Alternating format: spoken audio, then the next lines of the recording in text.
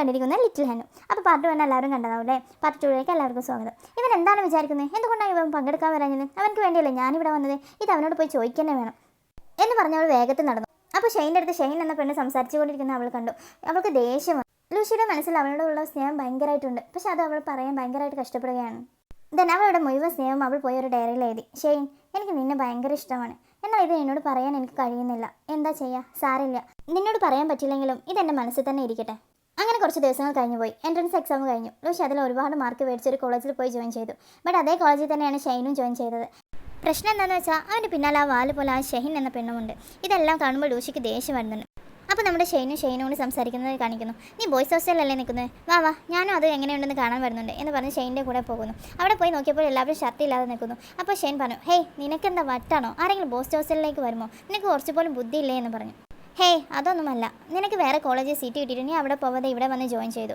എന്താ ഈ കോളേജിലുള്ള എന്ന് കാണണമെന്ന് എനിക്ക് തോന്നി. വേറെ ഒന്നുമില്ല. ശരി, ഇവിടുന്ന് പോ എന്ന് പറഞ്ഞ് അവളെ പറഞ്ഞയച്ചു. ആ സമയത്ത് തന്നെ അവിടെ ഒരു ചെക്കൻക്ക് നല്ലോണം ചീത്ത കേൾക്കുന്നുണ്ട്. ഹേയ്, എൻ്റെ ഐഫോൺ നീ പൊട്ടിച്ചല്ലേ? എനിക്ക് നീ പുതിയ ഐഫോൺ വാങ്ങി തരണം. ഭയങ്കരമായിട്ട് ഒരാൾ അവനെ ചീത്ത പറയുന്നു. അവൻ്റെ പേരാണ് വെഞ്ഞൂരി. ഷെയിൻ അത് കേട്ടുകൊണ്ട് പറഞ്ഞു, എന്ത് പറ്റി? എന്തിനാണ് അവൻ നിന്നെ ചീത്ത പറയുന്നത്?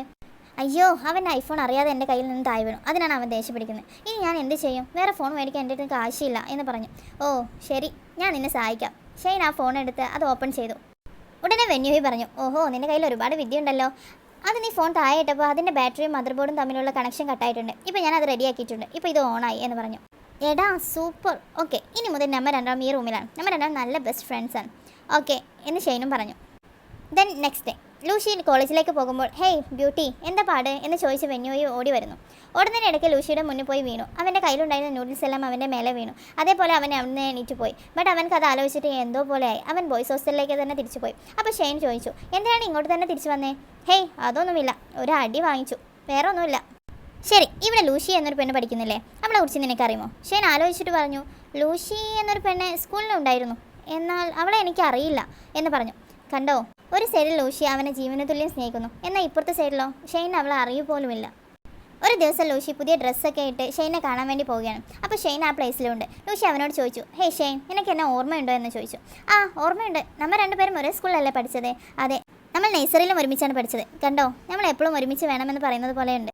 ബട്ട് ഇതൊന്നും സംഭവിക്കുന്നില്ല. എല്ലാം നമ്മുടെ ലൂഷി സ്വപ്നം കണ്ടിരുന്നു. അതേസമയം നമ്മുടെ ലൂഷി എങ്ങനെ ഇവരോട് സംസാരിക്കാം എന്ന് വിചാരിച്ചിരിക്കുകയാണ്. അപ്പോഴാണ് അങ്ങോട്ട് ഷെഹിൻ കടന്നു വരുന്നത്. അവളും ലൂഷി ധരിച്ച പോലെയുള്ള ഡ്രസ്സാണ് ഇട്ടിരിക്കുന്നത്. ഷെയിൻ അത് കണ്ട ഉടനെ പറഞ്ഞു, ഹേയ്, ഈ ഡ്രസ്സ് നിനക്ക് നന്നായിട്ട് ചേരുന്നുണ്ട് എന്ന് പറഞ്ഞ് അവർ അവിടെ നിന്നും പോയി. ഇത് കണ്ട് നമ്മുടെ ലൂഷിക്ക് സങ്കടമായി. അവൾ വീട്ടിലേക്ക് പോയി ഡയറി എഴുതാൻ തുടങ്ങി. ഷെയിൻ, ഞാൻ നിന്നെ വല്ലാണ്ട് സ്നേഹിക്കുന്നു. ഇത് ഞാൻ നിന്നോട് എങ്ങനെ പറയുമെന്ന് എനിക്കറിയില്ല. എന്നാലും ഇത്ര ദിവസം നമ്മൾ ഒന്നാവും എന്നുള്ള തോന്നലുണ്ടായിരുന്നു. ഇപ്പോൾ അതുമില്ല.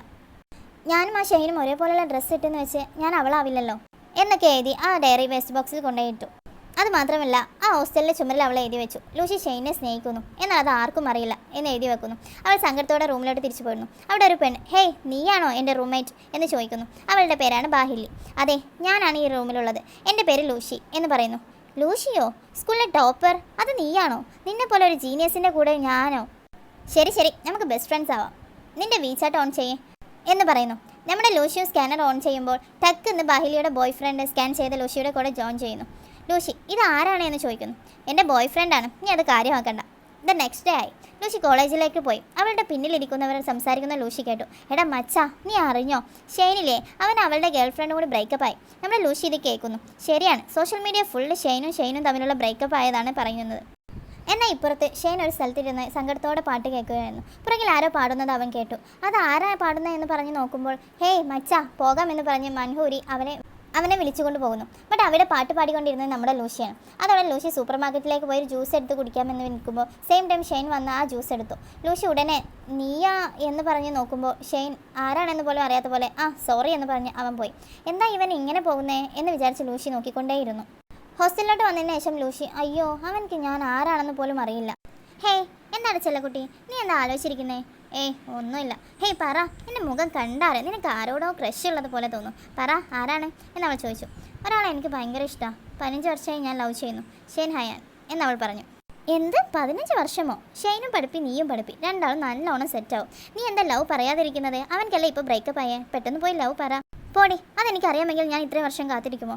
ഹേയ് ഇങ്ങോട്ട് നോക്ക്, എങ്ങനെയാണ് ലവ് ചെയ്യേണ്ടതെന്നും എങ്ങനെയാണ് പ്രപ്പോസ് ചെയ്യേണ്ടതെന്നും ഞാൻ നിനക്ക് പറഞ്ഞു തരാം. നീ ലൈബ്രറിയിലോട്ട് വാ എന്ന് പറഞ്ഞ് അവളെ ലൈബ്രറിയിലേക്ക് കൂട്ടിക്കൊണ്ടുപോയി. ഇങ്ങോട്ട് നോക്ക്, ഈ ബുക്ക് നീ വായിച്ചാൽ ലവിലുള്ള എല്ലാ ട്രിക്സും നിനക്ക് ഇതോടെ മനസ്സിലാവും. ഫസ്റ്റ് ട്രിക്ക് എന്താണെന്ന് വെച്ചാൽ നിനക്കുള്ള ക്രഷ് ഇല്ല, അവൻ എങ്ങോട്ട് പോകുമ്പോൾ നീ നോട്ട് ചെയ്യണം എന്ന് പറഞ്ഞു. അപ്പോൾ അവൾ ലൂഷി പറഞ്ഞു, അവൻ എവിടെ പോകാനാ? ക്ലാസ്സിലിരിക്കും, അല്ലെങ്കിൽ ഹോസ്റ്റലുണ്ടാവും, വേറെ എവിടെ പോകാനാ? നിങ്ങളൊക്കെ പഠിപ്പുകളല്ലേ, അങ്ങനെ തന്നെ ആയിരിക്കും. ശരി, ഇനി നീ അവനോട് എങ്ങനെ കമ്മിറ്റ് ആവണമെന്ന് ഞാൻ പറഞ്ഞുതരാം. അവിടെ ഒരു ചെക്കൻ ഇരിക്കുന്നുണ്ട്. അവൻ്റെ അടുത്ത് പോയി ഹേയ് ഹായ് എന്ന് പറയുന്നു. അവൻ ഒന്നും പറയാതെ അവൻ്റെ ഷർട്ട് കാണിച്ച് എനിക്ക് ഗേൾ ഫ്രണ്ട് ഉണ്ട് എന്ന മട്ടിൽ പോയിരിക്കുന്നു. ഓക്കെ ഈ പയ്യൻ പോയാലെന്താ, ഞാൻ വേറെ ട്രൈ ചെയ്യും എന്ന് പറഞ്ഞ് അവൾ വേറൊരു ചെക്കൻ്റെ അടുത്ത് പോയി സംസാരിക്കാൻ ട്രൈ ചെയ്യുന്നു. അപ്പോഴാണ് അവളുടെ ബോയ് ഫ്രണ്ട് അങ്ങോട്ട് വരുന്നത്. ഞാൻ ഇല്ലാത്ത നേരത്തെ ഇതാണല്ലേ ഇവിടെ നടക്കുന്നത്. അയ്യോ ചെല്ലം, ഞാൻ വെറുതെ. അപ്പോൾ ലൂഷി അങ്ങോട്ട് വരുന്നു. ഇല്ല അവൾ ചുമ്മാ തമാശയ്ക്ക് ചെയ്താണ്, അവളെ വിടൂ. ഹേയ് ബ്യൂട്ടി, നീയും സംസാരിക്കാൻ വന്നിട്ടുണ്ടോ എന്ന് പറഞ്ഞു. അപ്പോൾ ലൂഷി ഒന്നും മിണ്ടാതെ പോകുന്നതിനിടയ്ക്ക് അവളോട് കാഴ്ച കണ്ടു. എന്താണെന്നോ? പാർട്ട് 3 എല്ലാവരും വെയിറ്റ് ചെയ്യണേ, സബ്സ്ക്രൈബ് ചെയ്താ.